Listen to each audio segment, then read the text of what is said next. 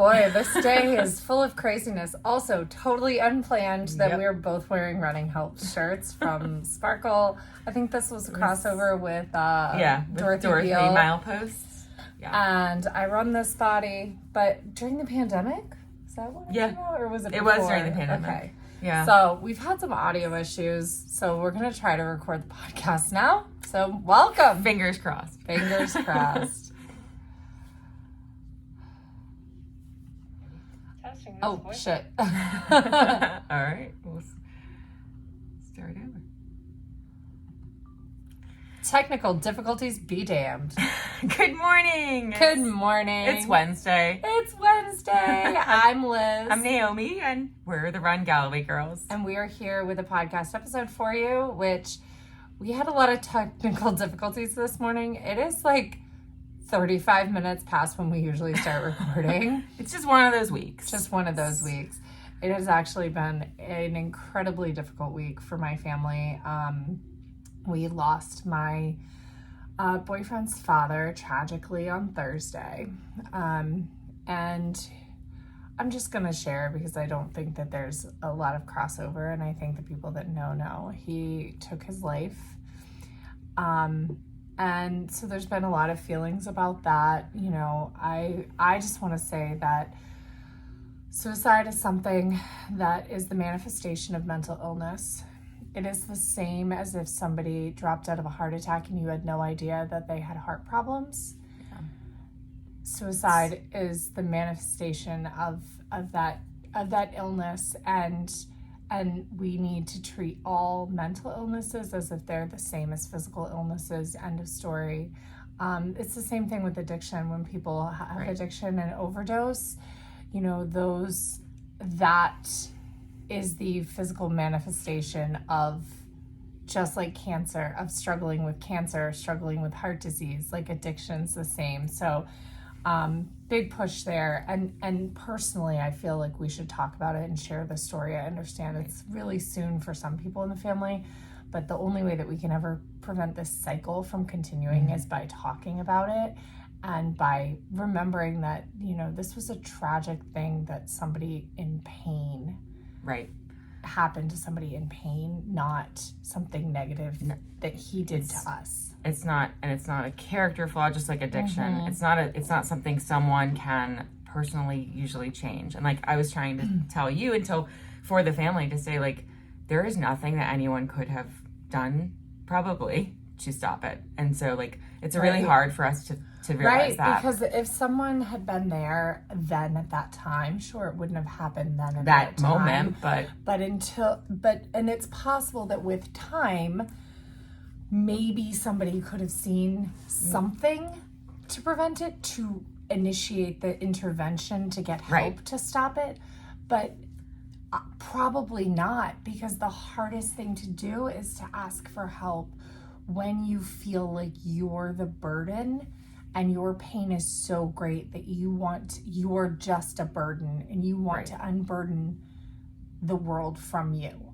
Right. And, you know, again, even if anyone could have pointed, you know, and pushed in the right direction towards help, like that's what ideally you would do, and everyone wants to be able to, okay, let's, you know, get this person the help they need. But sometimes there's just never going to be, it's just, that person will never necessarily heal because it is a disease. It is not. And unless they really are on top of their game, they're, you know, preventing it the rest of their life. They have to be like consciously going to therapy daily and weekly and not taking a break from that. And I think that what we need to do, you know, everybody says if you're struggling, reach out. When you're struggling, that's the hardest time to reach out. Yeah. Right? I think what we all need to do is reach in, and I think that we need to normalize the conversations about like, hey, if you have suicidal thoughts, it's okay to talk to somebody about them. If you're feeling like a burden, you're not a burden. There's no such thing as being a burden, right? I think we need to normalize the conversations around sharing your dark thoughts, right? So it's not necessarily reaching out. It's that don't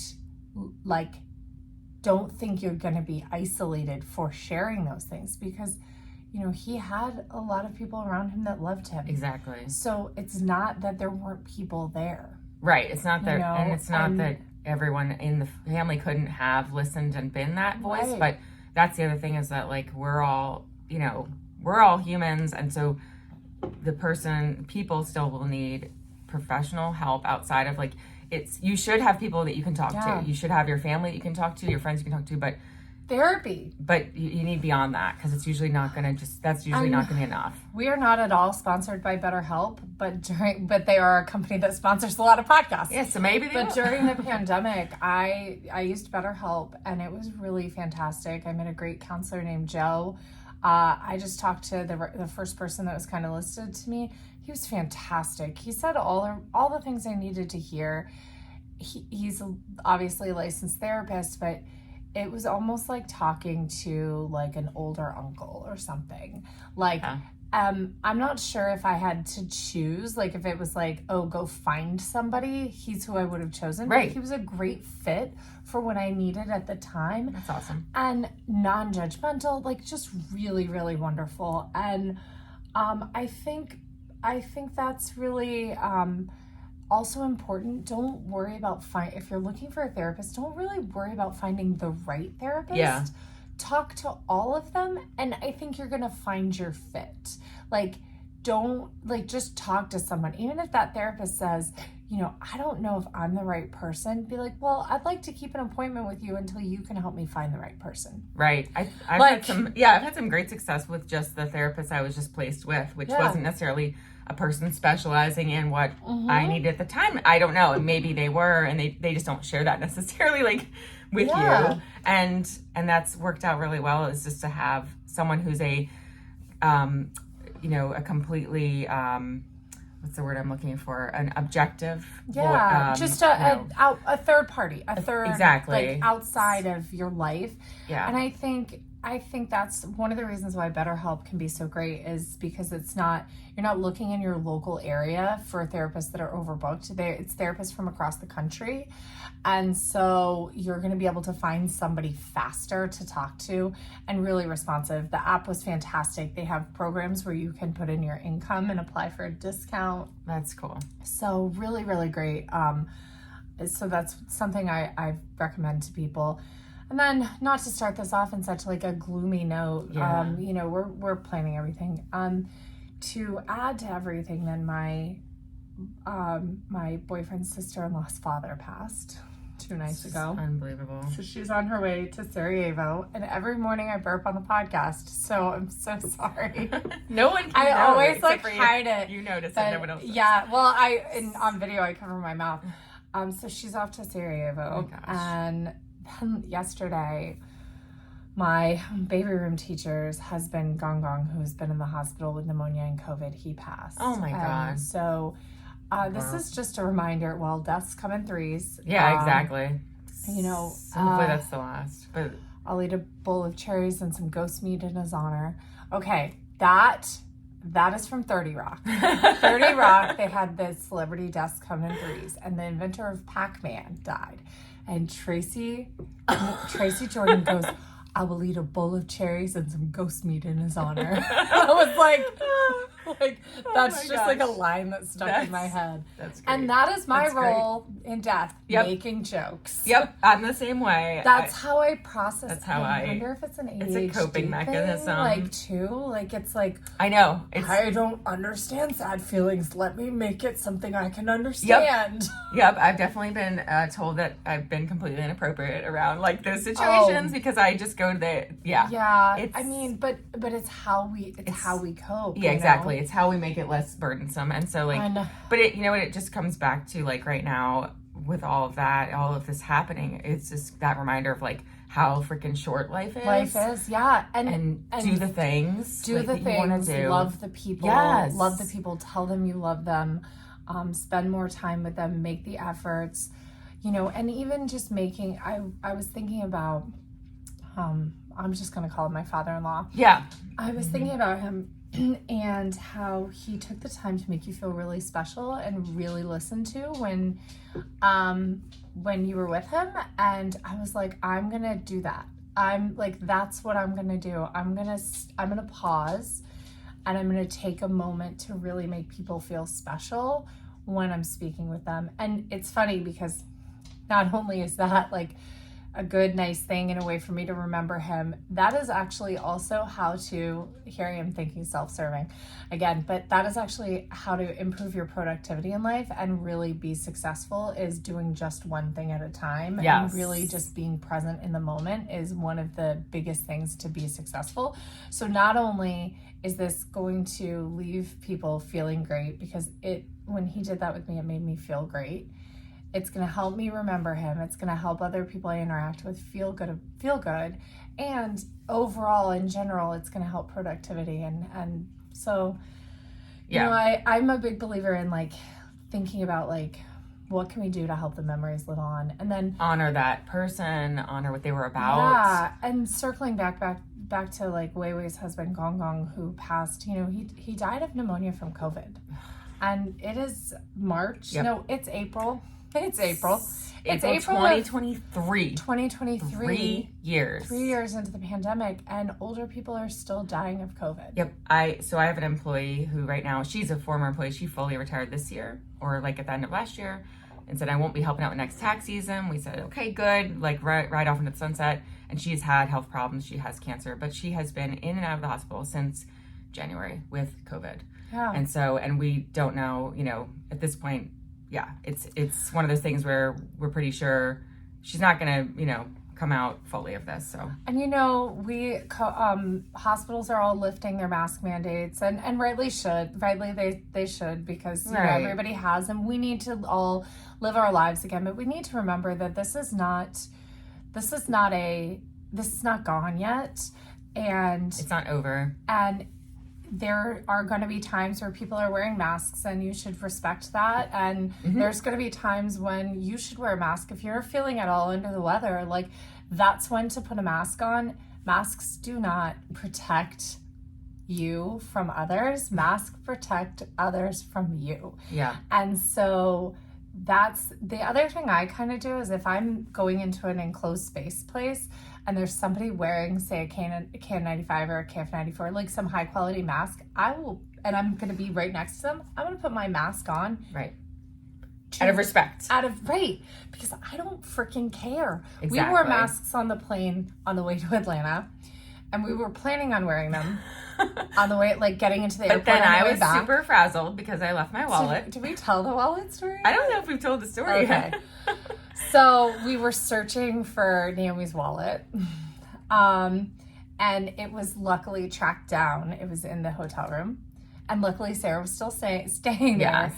But we learned that TSA will still let you board a plane. They can get enough information to verify who you are. Yeah.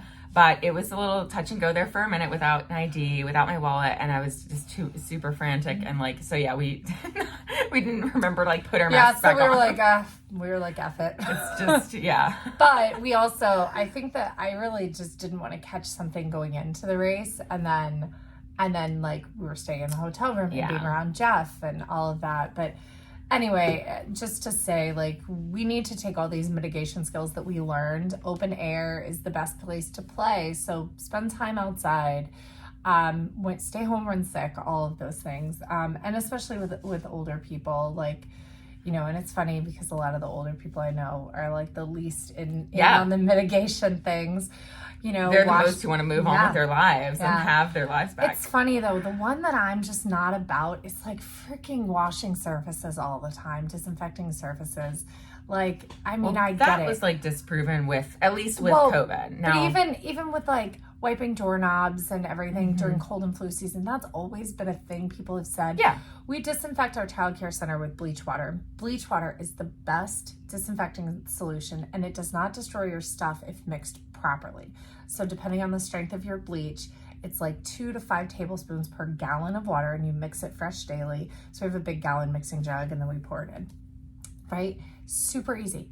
Spray it on. You can spray it on and wipe off. It's a cleaner. You spray on, sit for 5 minutes, wipe off, or let it air dry. It's a disinfectant. We also use a separate surface cleaner as well that's it's food safe. So my interpretation of food safe is if it can be around food, it can be around young children. Yeah. So, and like everybody's like, oh, I never thought of it that way. I'm like, yeah, it's a sink sanitizer. I'm like, well, yeah, if it can sanitize a sink and be used in the kitchen, why couldn't it be used to spray on a table and wiped off? And it like doesn't hurt your hands or anything.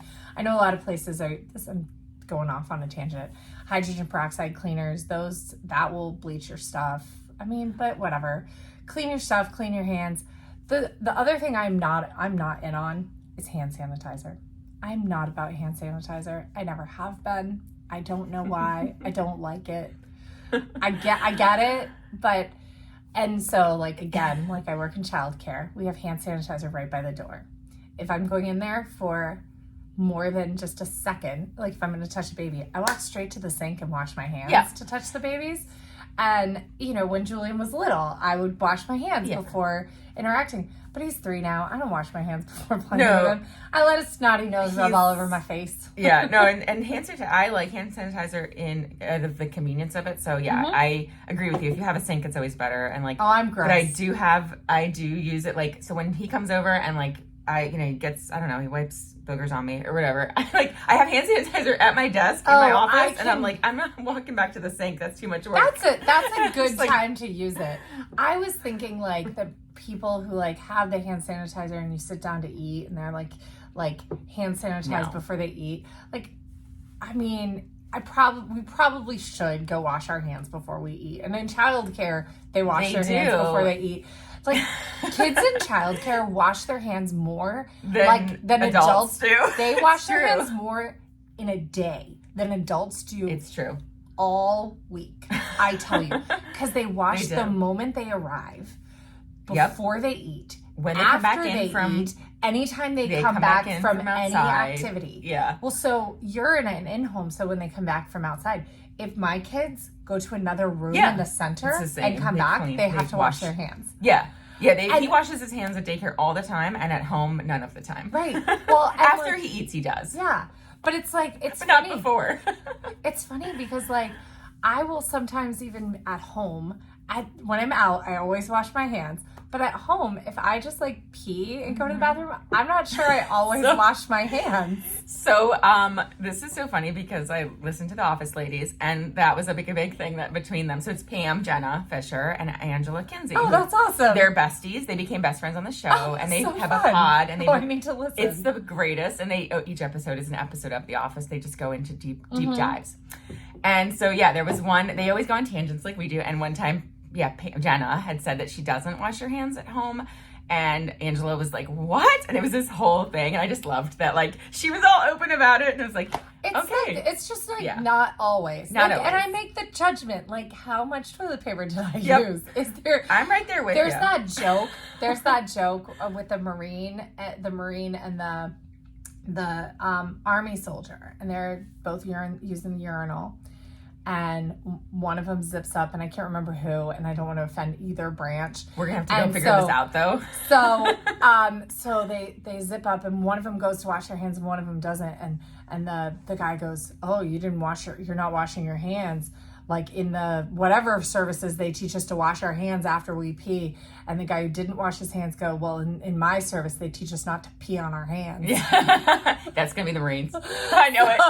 I'm just going to look it up. Because I'm married to a Marine. My dad's Army. My father-in-law my dad's Army. And your dad's Army. So like, my dad's Army. My uncle is Navy turned Coast Guard. Yeah. My aunt is Coast Guard. Yeah, I have Their sons are Marines and National Guard. We're very my grandfather was a general in the British military. Oh, was he? My grandfather. Well, one of my grandfathers was military was through Coast through. Guard, and I've got Coast Guard and Navy as well for 2 of my uncles. Yeah. So, and the best part about being a family member of a service member, and these people don't sponsor us either, USAA is the absolute greatest banking and insurance company on the planet. They used to also be the most inexpensive for those people, but like, it's worth the premium. I got to tell you, like their technology is incredible. Can I tell you, I've been able to scan deposit checks since like 2001. Oh my gosh. Like, I mean, like granted, I had to have a flatbed scanner. Wow. But I could mobile deposit checks because they're only bank branches they have one in the Pentagon now, or Pentagon Mall now, but is in San Antonio. Right. So we used to have these blue envelopes and we'd mail them off. Yeah. But they came up with mobile deposit. It was, I mean, for like I mean, pretty cool. Yeah. Wow, this is such a tangential episode.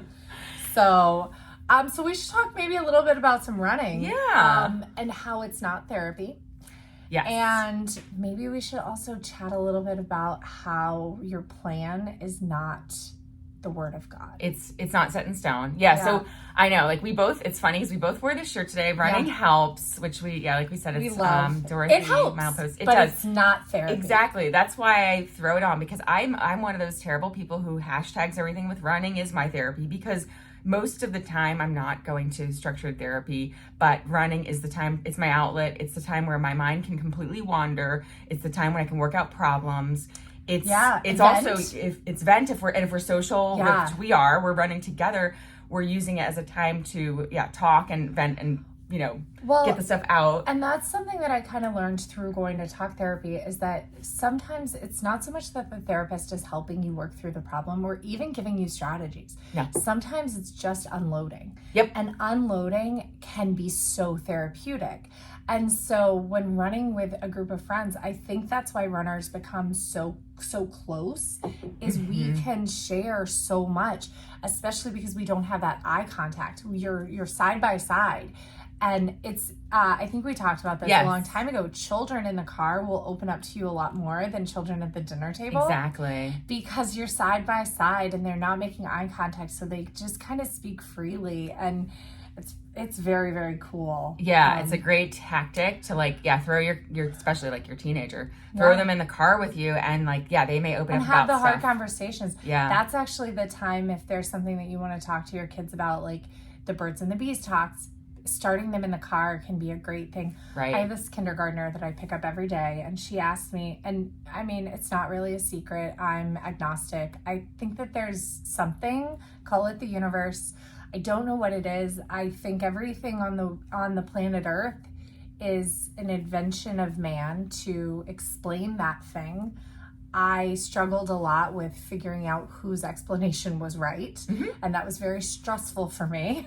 So I was like, you know what? I'm just going to be agnostic. I'm not going to worry about this problem, and I'm going to do the best I can.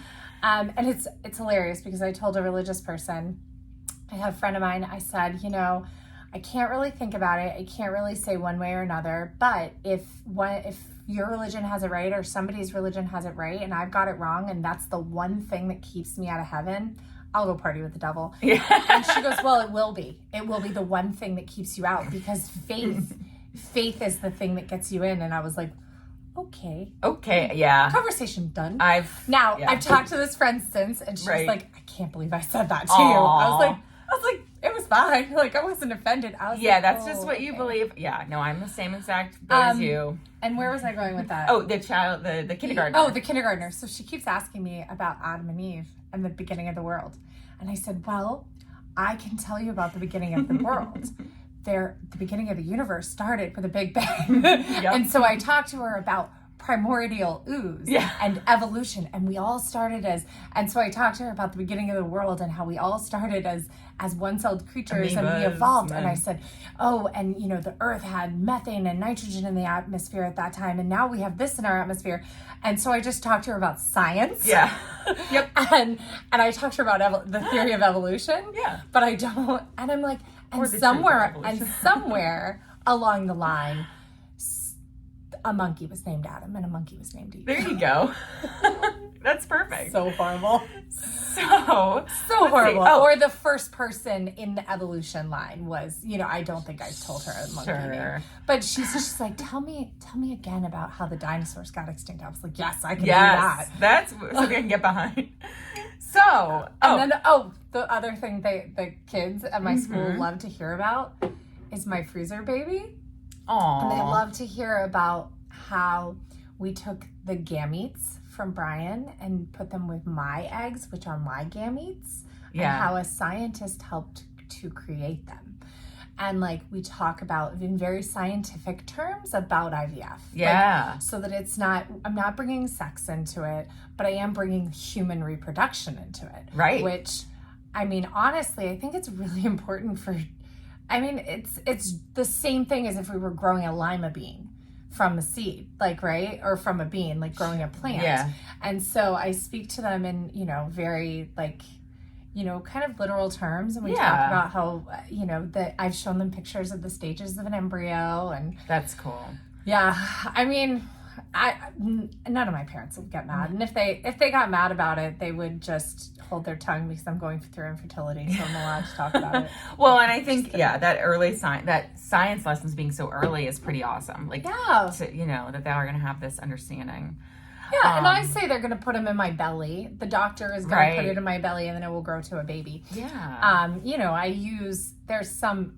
would love to say, and then the doctor will transvaginally insert it into my uterus. Now, I'm not saying that to 5-year-olds, but I am going to say, Yeah. But it is cool to talk about, like, gametes, because I don't necessarily feel comfortable using the word sperm around children. Yeah, there's something about it. There's something, although maybe I should, but gametes are also correct, scientifically correct terms. Right. And, euploid and aneuploid and all of that. So anyway, long diatribe there. So talking about running, you get to talk about everything. You talk about everything, you connect with your running buddies, and that's like, again, unloading. And that's a perfect way to talk about it, because you can like unload and vent to your significant other, to your friends while you're running, but sometimes you need proper, the therapy third person instead of this person that you're close to. I think sometimes even the person that you're close to, when they're a running buddy, like there's kind of while you're running, it's like a safe space. Yes. And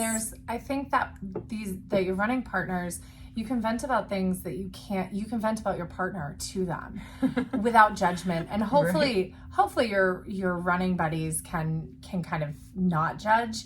And even if there is a little judgment, like, I almost think that sometimes it's okay to kind of say the hard things. I wish that some of my friends had said, when I was with my previous partner, I wish some of my friends had said, like, the things they didn't like about him. You actually really don't seem happy, because I wasn't happy for a long time, but I was so scared to lose him, and and so I think that there was but that's where a therapist could have come in and been like, this doesn't sound like it's working. Yeah, it sounds like it's not healthy or whatever. And but sometimes you just want your friends to support, and sometimes, of course. But I think you also develop that trust when your running partner can say, I am just worried about, like, I'm hearing you and I'm hearing what you want, but I'm worried about you getting hurt. I'm thinking about, like, everything that happened right prior to the pandemic. Like, yes. You guys were pretty honest with me about, like, we really just don't want you to get hurt. I think I shared my feelings pretty strongly about, like, that relationship. But prior to that, I don't think we met after the person before, like, the other person. But then with, the one right around before the pandemic, I was pretty honest with, like, how I felt, and I was like, how I was not happy with this, and, like, it's and it, like, that's something that's hard to share, because it's hard to come back. But that led me to kind of, like, look at the stats on how a relationship like that turned out, and it turned out exactly in line with statistics. So we're not going to go too much into details there. But it was just kind of like opening your eyes. So it is hard to share those things. Yeah. But I think I think that's kind of our big thing, is that, like, running helps, but it's not. Yeah, it can be so great. It can't solve everything. It can't, and when it can also become one of those things, like, I heard on an episode during Eating Disorder Awareness Week that, like, it can be a life raft, right? During hard times, I'm just gonna go for a run and clear my head.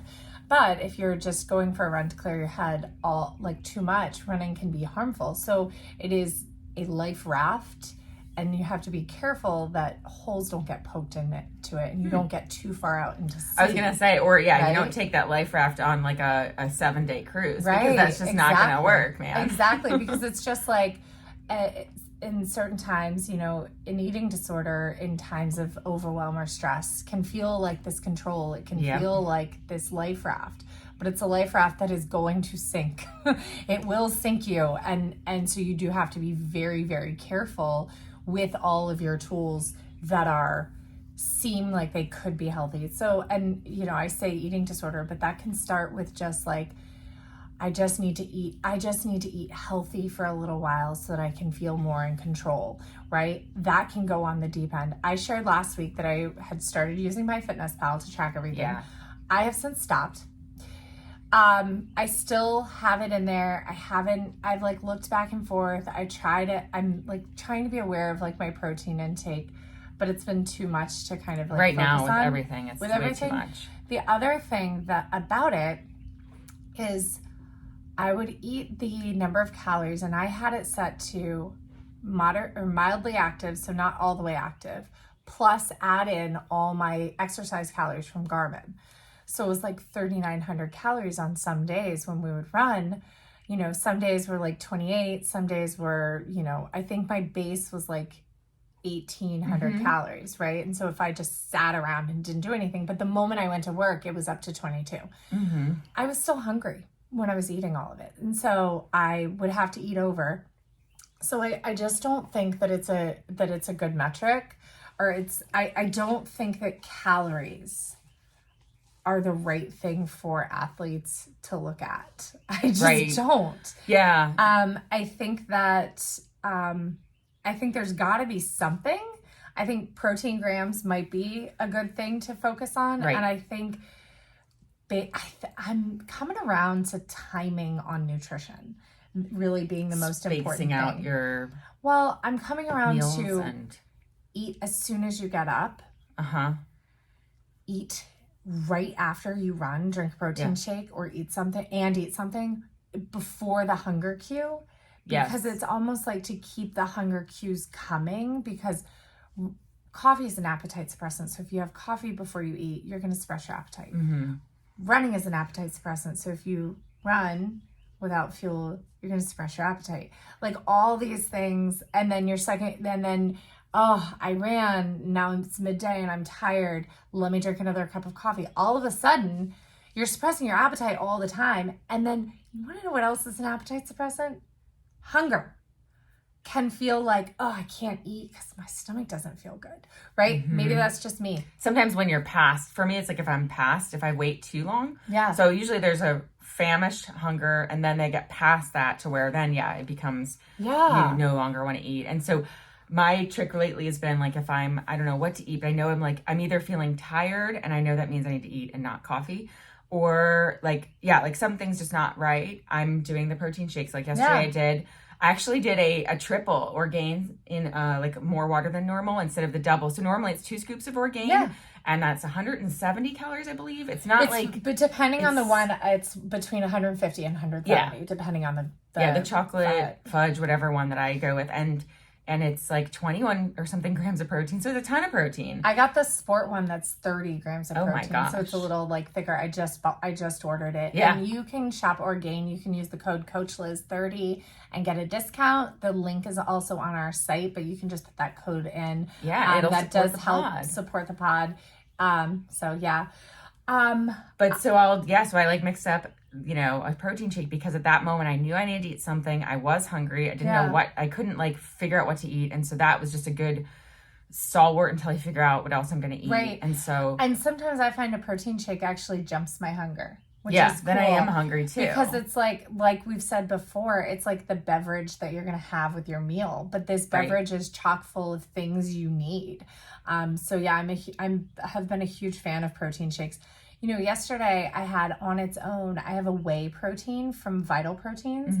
And it's a chocolate based, and it is the wateriest whey protein I've ever had. It was really good.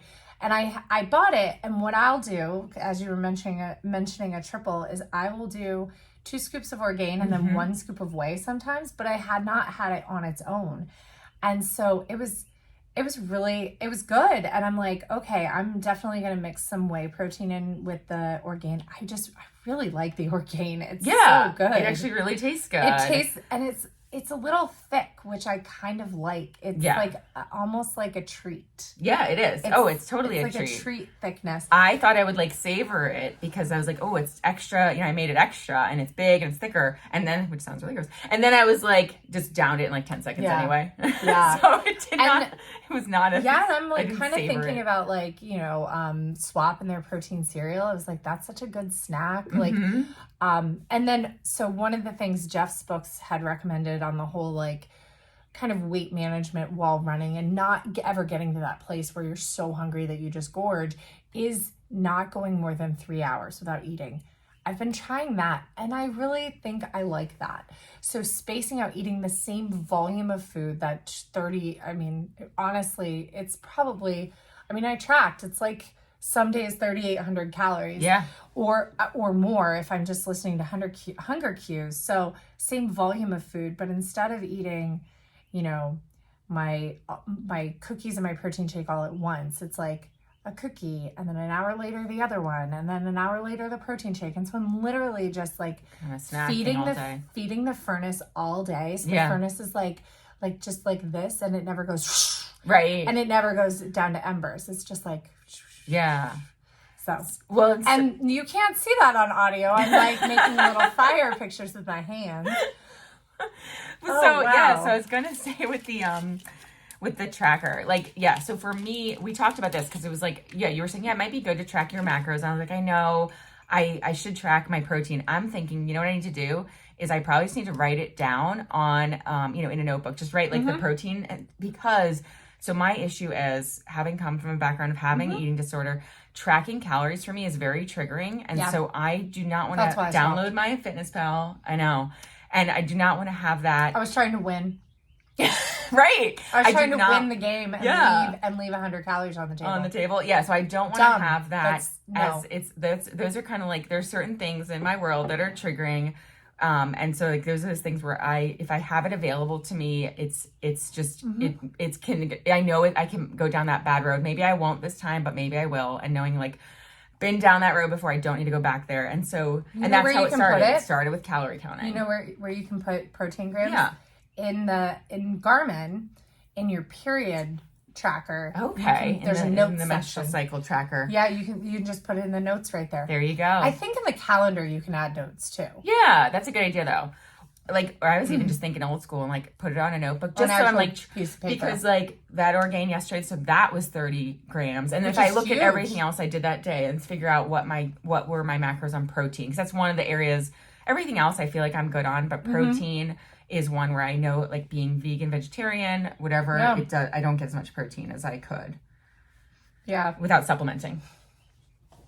I mean, I eat meat and you still was need not to getting supplement. enough protein. Yeah, and so little. Mostly because I like choose carby things. You right, know, same. I'm not like eggs for breakfast. I would like to get there. My sister is hatching chickens this weekend. So exciting! Yes, I know. I'm so excited. So she's gonna have 5 chickens. Free-range eggs. No roosters. So they will still. So yeah. Joe's chickens still completely produce tons of eggs. They did when one of the hens passed away a couple weeks ago because she went out in the cold and stayed out there like a little brat. That night that I got the cold, she passed away, and the rest of them didn't lay eggs for like 6 days.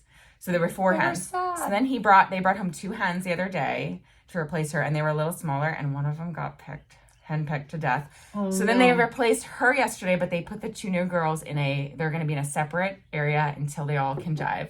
But so he gets plenty of eggs with just their 5. I know. I'm kind of thinking we're exciting. probably gonna each be able to get a dozen eggs from Alex a week. Probably, yeah, easily. That'll be exciting. I mean, because if she gets, they should lay around 5 eggs a day, like each one. One per day. One a day. Yeah. Like that. I don't think families eat 5 eggs a day. It depends on the family, but. That's awesome, though. But we should be able to get some happy chicken eggs. So that'll be exciting. Those are such a good source of protein. Yeah, they really are. They really are. And like, to know that the chickens are happy and well cared for is like wonderful. It like makes it like, oh, this is like plants. Now. I know when they're loved, like with my business partner's chickens. They are so loved. You're eating chickens. you're eating love eggs. You're just eating like joy.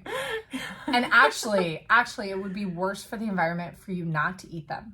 Yeah. Because they otherwise are just waste. Yeah. And because chickens do make there's byproducts. The poop is like, although I think you can use it for fertilizer, so hopefully your sister will too. That's what she's doing. So it's very like a very healthy environmentally my sister friendly. has a native plant garden in her front yard. She's turned her front yard into a native garden. It's really great. So it's hilarious. So my dad is someone who's always moved piles of sticks around the yard, making berms. He likes to clear brush. He likes to like do all of this. We bought this house in the middle of Fayetteville, North Carolina. I want to say it was 2 acres. My scheme of how big things are, I have no idea. I was a child. but it was completely overgrown. And he cleared the entire, like, we're talking wisteria vines growing into the screen porch. That's how overgrown. He cleared the entire thing. And then this is how, like, I don't actually know the full acreage, but when we sold it and then the owners after us sold it, they put 5 houses on the lot. Oh, wow. So it must have been pretty Probably big. then. But now they have this farm, and that's what he does at the farm. He moves sticks around. When my sister calls me the other day, this is about a year ago, they bought a house. They used to live right here, like a mile away from me, but they bought a house in Sterling about 20 minutes away where they could have a little bit of land, a single family home. And she goes, I figured out the secret of happiness. Richard Badley was on to something. It's moving piles of sticks around. She's like, it is the secret of happiness. Aww. And I was like, oh, okay. I was like, we are turning into our parents. That's crazy. Yes, we totally will. And hopefully he will not, like my mom moving sticks around is how she slipped and broke her elbow. Oh, so no. hopefully he will not hurt himself moving the sticks, piles of sticks. I'm more worried about the chainsaw. Like, Oh God, yeah. I made my parents, they're like 25 minutes away from like EMS. And so I was like, right. They're out in the I was boonies. like, you need an AED, you need like all this stuff there. So We'll touch on our other topic about oh running. yeah, running. So yeah, this is a podcast about running. Whoops. I think so. So this past weekend, okay. So we were supposed to do our long slow miles. Our second to longest. Second longest, yeah. So we, of course, with Galloway, we go up to 29 with our over distance. Yeah. And so this past weekend was our 26, which is that would be the penultimate. If you're doing a non-advanced Galloway, you would just go to 26 since you do the distance and you have that complete confidence that you can do the distance. Right. You've done the distance and you do it slower than race day, obviously. So we had 26 on the schedule. Mm-hmm. We just were not having a day. It was just, there was a multitude of things happening, of course, with the loss of I felt father-in-law. great until about an hour and a half, maybe 2 hours in. And I just like felt this immediate, like, I need to Dread. go with Brian. You need to be home. I was like, should I just run home and go get my car later? Like, I just felt this like heaviness. I was like, I don't know that I can be away this long. It was, yeah. And I totally I would have thought you just didn't even show up that day. Like, it was a very like, just be with him, just be like with your family. That's the time for that. And that's well, okay. I know that if I had skipped the run at all, I would have been like, I can never catch up. You would I'm have done. FOMO I would have of- dropped out of the whole race. Oh no. And So, then like, so I had my plantar, which has not been like that bad, was excruciating after, again, it wasn't until probably an hour and a half in because it was fine for a while. I felt pretty good. And then and Sarah, who the day before had said, I need to do 26, because we talked about just capping at 4 hours, which would have been at like 20 miles at 12-minute pace. Yeah. She's like, I really feel like I need to do 26, because she's worried about not, if we don't do the over distance, I will hit that wall on race day. So she was insistent, but then she wore her new shoes that she'd worn up to an hour before. And then by 2 hours in, they were causing blisters. And so we thankfully kind of all three had the same feeling of like, all right, you know what?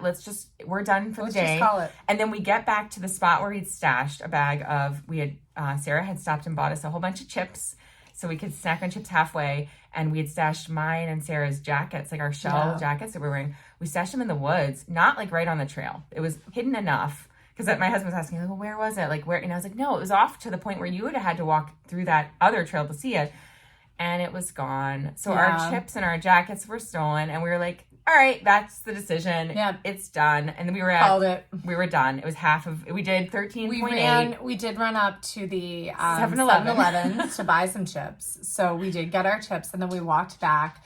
And so it ended up being over 14 miles on our feet. Yeah, it was just about 3 hours on our feet, including the walk. But here's the thing. This is where some people might go, okay, well, let's try 26 again next weekend. But we don't have to. The thing is, your plan can be 80%.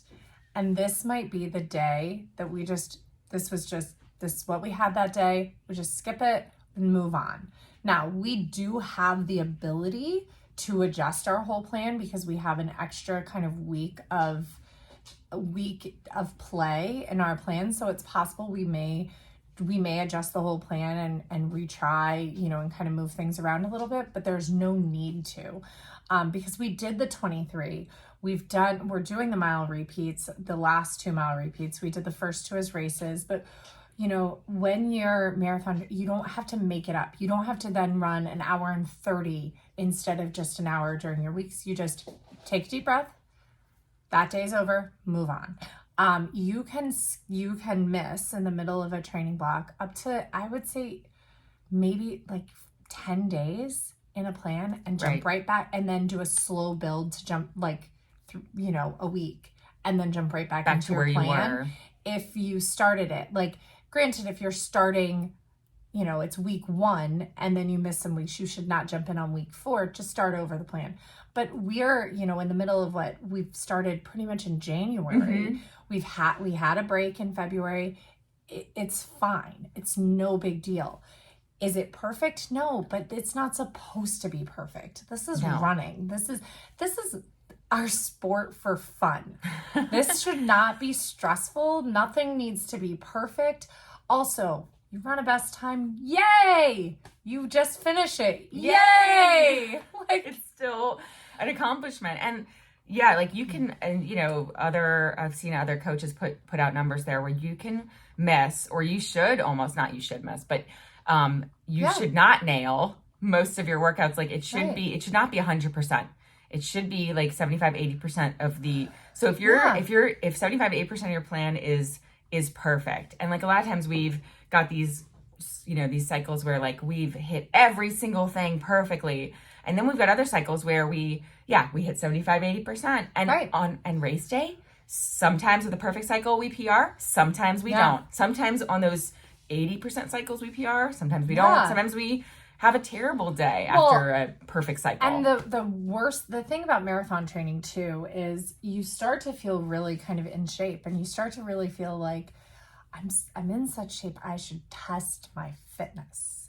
Yeah. And that is the thing. Once you start to get in better shape, starting to crush those workouts even more because you're testing your fitness or sneaking in a race, that's actually what's going to derail you on marathon day more than missing one run or cutting one run short. Yeah, when you're pushing that red line because, on all those workouts. We talked about, Sarah and I had talked about, like, May 7th, there's a half marathon, and we had 14 by 1 that day.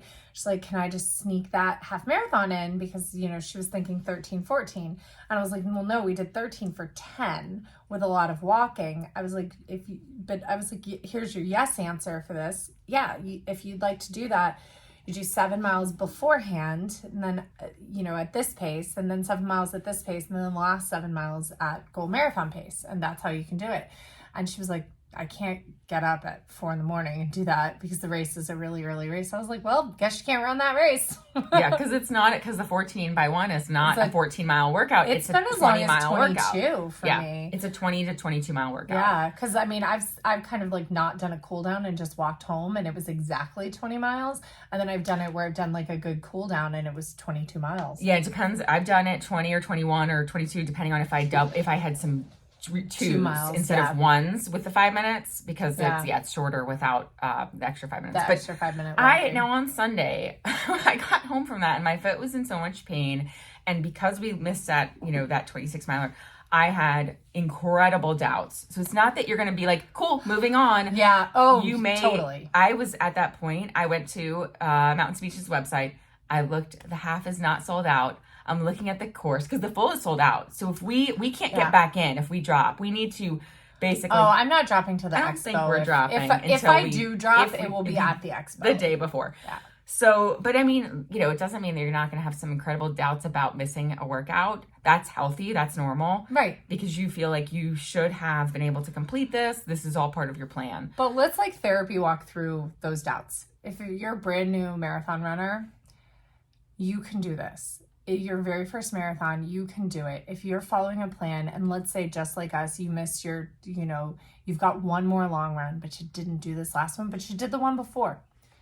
You've got it. You're going to do the next one. You're going to do great. Okay? Don't worry. Move forward.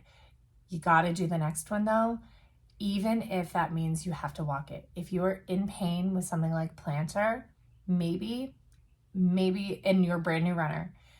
Naomi is an experienced seasoned runner where she has run through a lot of pain. She knows her body. She knows what to do. But if you're brand new to this and you're like, this is really awful, it's interfering with my life, take a break. Don't do the marathon. Drop down. It's okay. Pick a full marathon. Like, get your foot recovered. Pick a different marathon. But if you're seasoned, if you're like Naomi, like, just go ahead and you want to do this marathon, just go ahead and do it. And I would say also, if you're experienced runner who has a lot of halves, and this plantar is something that it's very, very painful, but you can just run through it. Yeah. Your biggest risk is a plantar rupture. Plantar rupture is like free Extremely surgery. rare. It's also free surgery because after that heals, it will be better forever. So there is an upside. It's not like plantar rupture and then it requires this amazing, crazy repair. Long recovery or something. I mean, it's still be long. It's about a 6-month recovery, Yeah. but so is the surgery. Right. But the plantar rupture is better at it never coming back than Right. surgery is. So it's, basically what we're saying is it's just a marathon. You can finish it. Like, sure, we have the stress because I think in the backs of our minds, we're like, there's a performance expectation or Yes. that we're putting on ourselves. But if we lift that off, like, we can go do the marathon. We could go do it tomorrow. We're going to be just fine. But I think there's that performance expectation in there too. And, Yeah. we're traveling. And so just to kind of breathe through those, get rid of those. But there's also no shame in dropping to the half. Like, Right. I've said multiple times on our training runs, I'm going to continue with our marathon plan, but it Right. doesn't mean when we get out there, I might just be like, I'm only feeling the half today. Yeah. Because I've had marathons and it happened when I was experiencing burnout. I had done virtual Boston and virtual London, and I was out doing virtual Marine Corps, and it was cold and rainy, and my hands were in so much pain. I dropped out at 15 miles, ran home. This was like 18 miles total that day. I took a warm shower, put on some gloves, and then went out and cheered for the girls for their rest of their race. Yeah. It was too much. And like that really, like, that was a moment of like burnout for me. And that was October of 2020. And I like have struggled with running since. Yeah. So. Yeah, and that was a little different because it was a virtual. So you had a little bit of a different, you had that ability to can it. And the same thing with our training run on Sunday. Like, we had very easy out because we went out and back and we were running past where our starting point was by my house. So we're like, of course we can just can it here. And so I think I have a lot harder time to drop. I've never dropped out of a marathon, or I've never dropped out of a race. I've did not start at a race, but I've never DNF'd. And I've had those moments. I've had those. Grandma's 2019. I thought I should just stop here. There was plenty of medical aids points along the way, and they looked very enticing at like mile 13 and 15.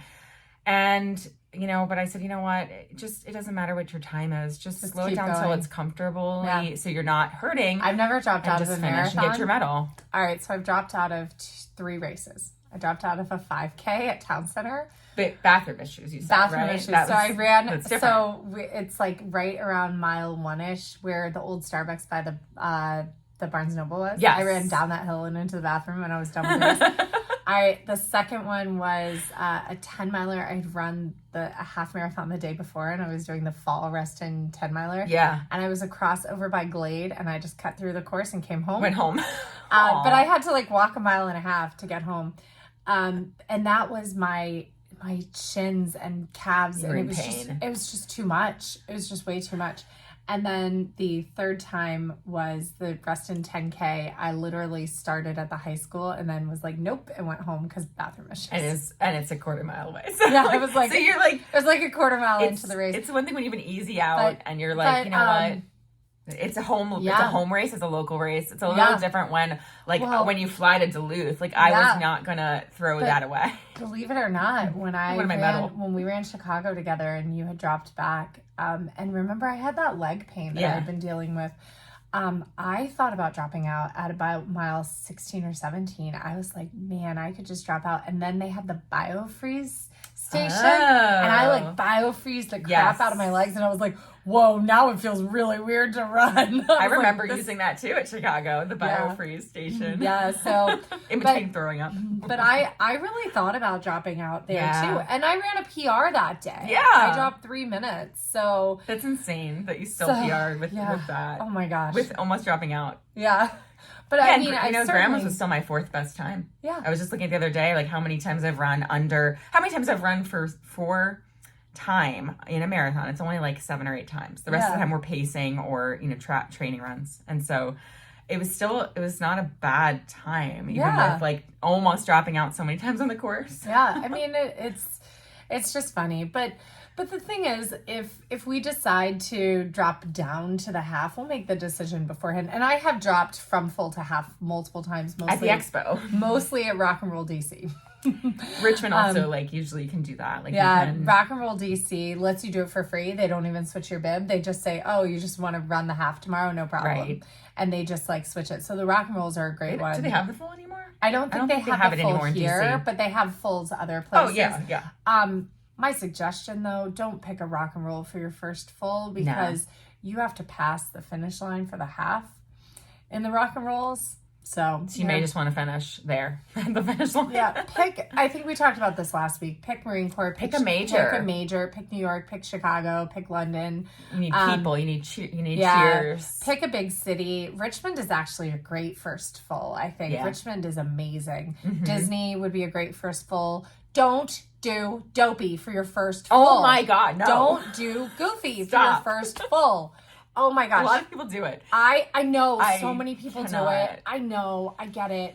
And I get it. I understand. And I understand that it's so cool to do these challenges and everything. But oh my gosh, please respect the marathon distance. Yeah. It is hard. It is really, really hard. And it should be trained for. And and if you're a brand new runner, Galloway is how you should train for it. And a lot of people do it, but I'm actually curious to see what the fail rate is. I think it's pretty high. There's probably a pretty high rate of people who do Dopey as their first and do not finish the marathon. Yeah. Because respect the distance. It's a marathon. It's not that easy. I mean, it's definitely hard, and it's definitely a different way to train. I was listening to Swap about the, just the different training philosophies, like low aerobic base being so important, but it's also really important to get your speed in. And that's actually where Galloway, I think, does a great job, because I was starting to be like, oh my gosh, am I doing too much low aerobic base? And then I'm like, no, but I'm running 7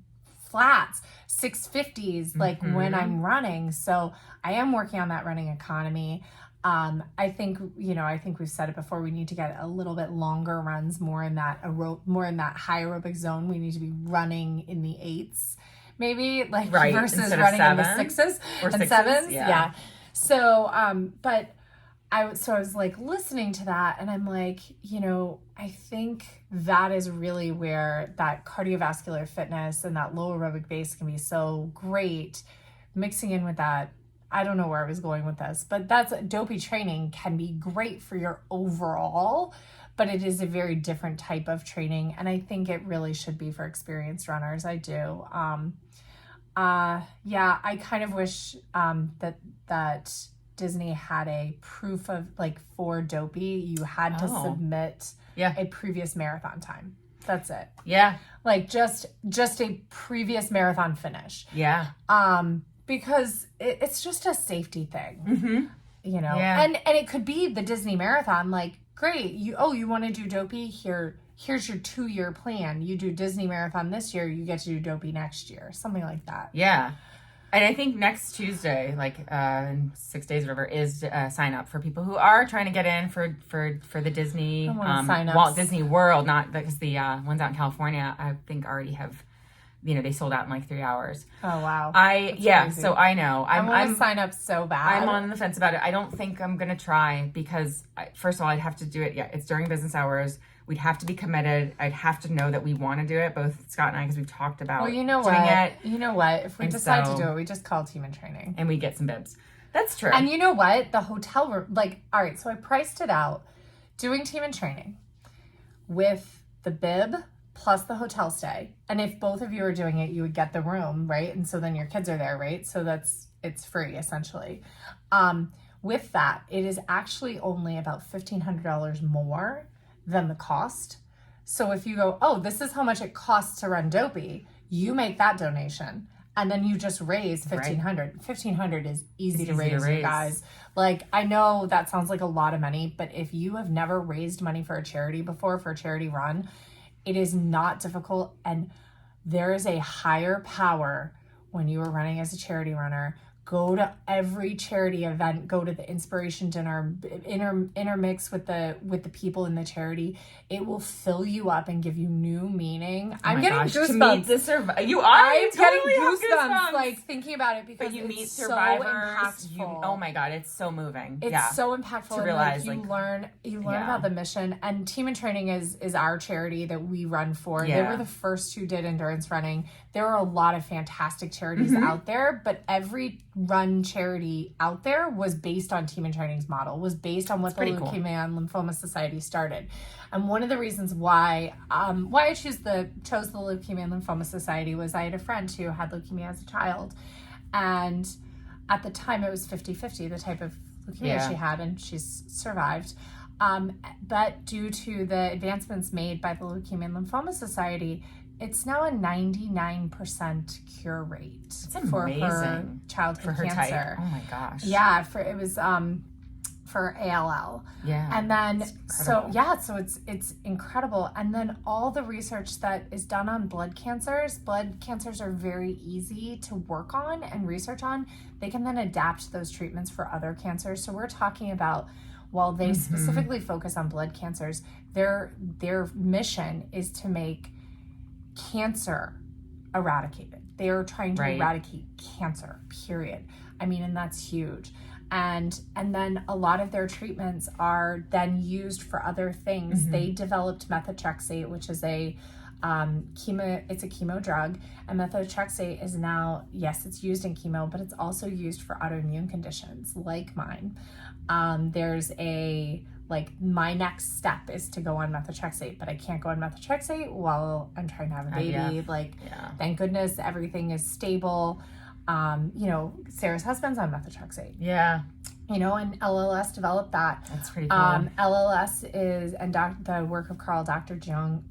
June in Children's in Philadelphia. I think he's in Philadelphia. Anyway, they're who reprogrammed the HIV virus to target genetic cancer treatments to cure previously incurable cancers, which is so freaking crazy. So crazy. Oh, and can I tell you something super cool? So I was in 4th grade.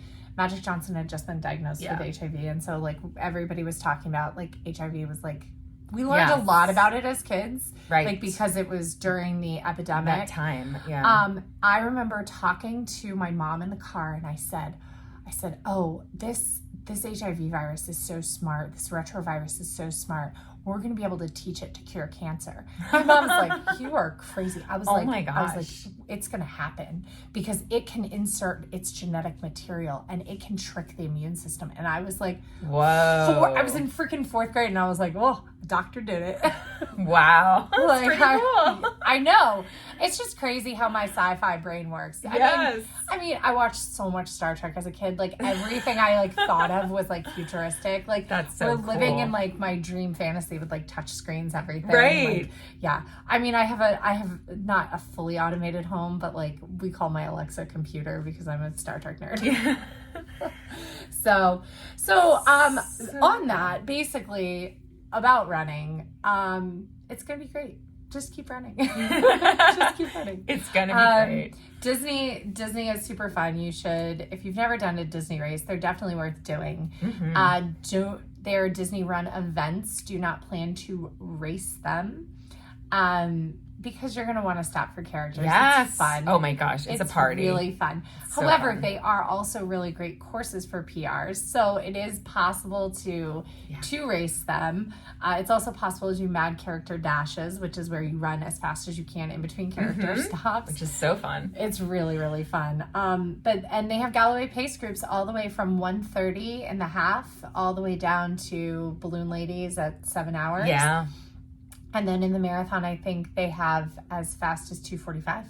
Is that right? Yeah. Oh my gosh. So it's awesome.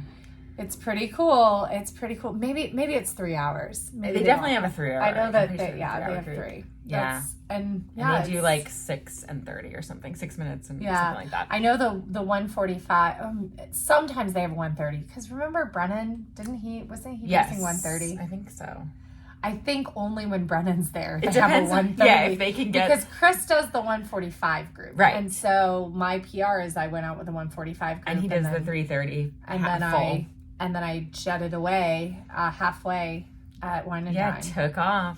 So, all right. Well, we are going to not beat ourselves up about this past weekend, even though, because we're going to follow our own advice and we're going to figure out whether we're doing 12x1 this weekend or if we're adjusting our entire plan. Right. But we're going to pick up and keep going, essentially. And we're going to pick up and keep going. We don't need to go do that 26 that we missed. And then we were also talking about double workouts yesterday. Yeah. And how, as much as we probably both would love our second workout to be a run, I've told myself I'm not allowed to do it.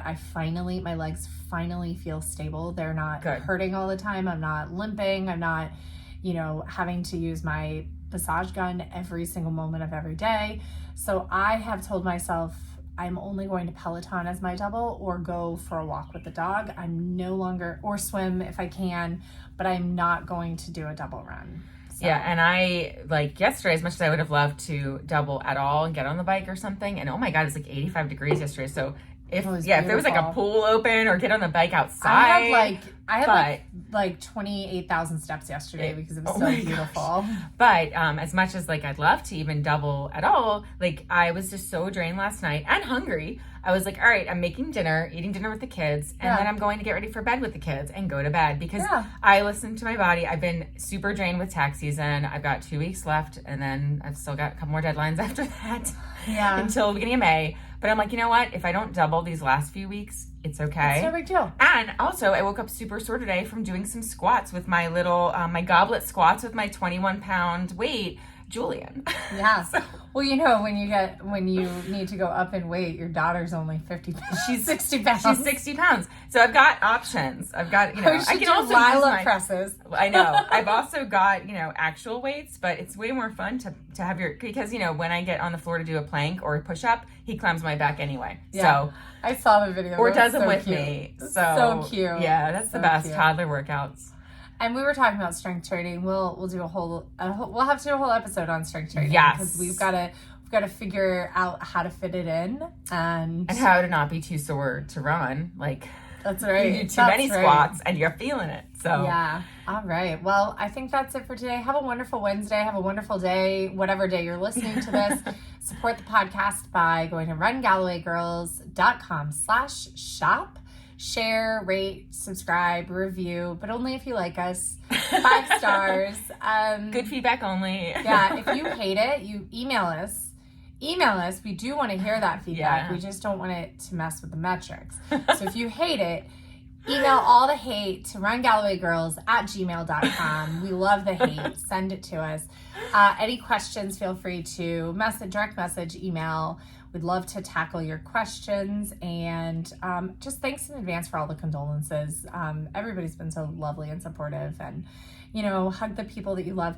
And one more thing, talk to your parents, talk to your kids about your plans, your wishes. Let them know where all of your accounts are, where your documents are, where everything is.